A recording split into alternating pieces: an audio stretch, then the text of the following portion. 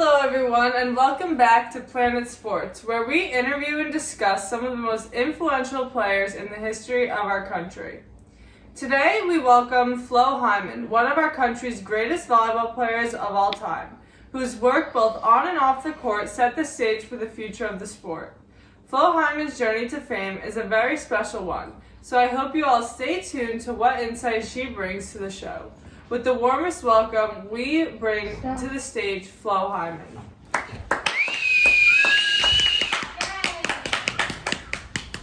Hi, and thank you so much for having me. No, thank you for joining us. We look forward to hearing what you have to say and learning about your journey to becoming really one of the best athletes in American history. So I guess we should start from the very beginning. Tell me a little bit about your childhood. Well, I come from a huge family. I was the second born of 8 children to my amazing parents, George and Maureen. To this day, my parents are two of the most amazing people I've ever met, giving each one of us an incredible childhood.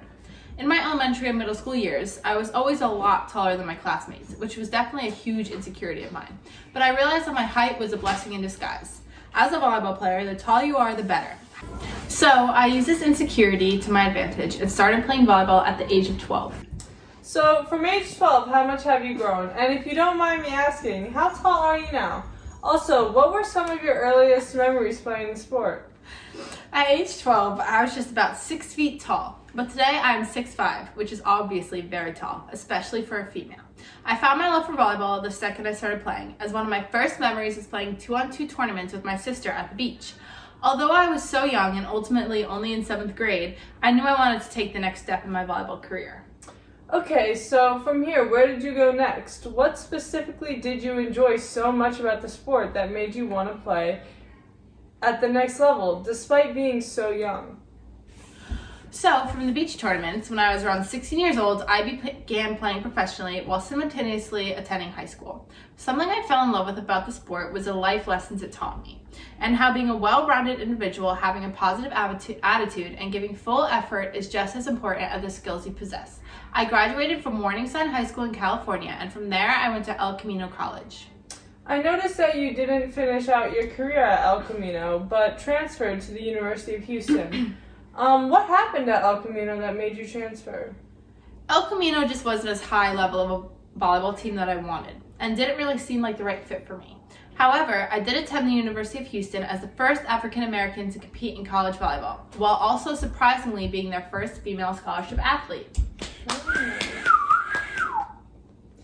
That is incredible and such a huge accomplishment. I read that you didn't accept the full scholarship that they offered you. How come?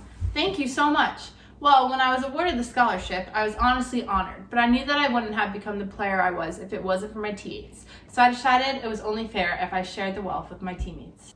Wow, it is definitely evident that you possess all the characteristics of an incredible player and person. I'm sure that is just part of what makes you such a great athlete. So tell us, what happened next?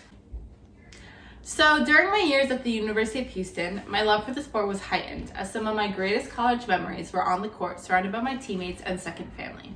I loved everything volleyball made me feel as a person, and I knew I didn't want my journey to end there.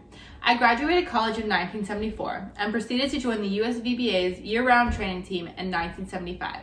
But our team dynamic needed a lot of work. We lacked leadership and a coaching staff, which are two elements of a volleyball team that are 100% necessary to be successful. So how did you guys excel even though you lacked these aspects? Our team had to work really hard to form a sense of camaraderie and positivity, which in turn made us a lot better. We all wanted to work hard not only for ourselves, but for one another. After 4 years of building the team culture, we finally advanced to that year's Olympic Games in Moscow, which were unfortunately canceled, but getting there was such a huge accomplishment for us, and we knew our journey just wasn't done yet.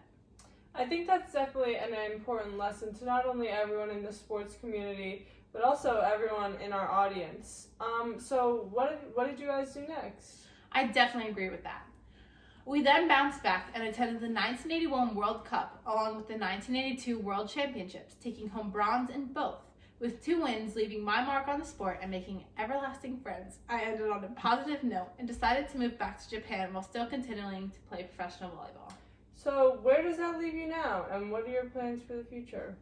Today, I am competing professionally for Japan, but I also hope to move back to the United States in the summer of 1986.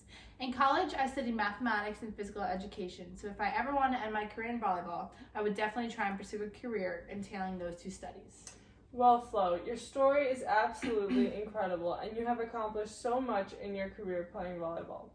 Would you like to say anything else to those who are looking to compete in the sport? Thank you so much. And I would just like to say that on a final note, anything is possible. Everyone has a role on the team. Whether it is a cheerleader, a start player, or a coach, a team cannot operate without each member being committed and determined to reach the end goal together. Never give up on your dreams and always lead by example. Awesome. Well, thank you so much for coming, Flo. Your story has definitely made an impact on me, and I'm sure many other people in the audience feel the same way. I wish you the best of luck in your future endeavors, and hopefully our paths will cross again. Thank you so much for having me. It's been an honor. I'll see you again soon.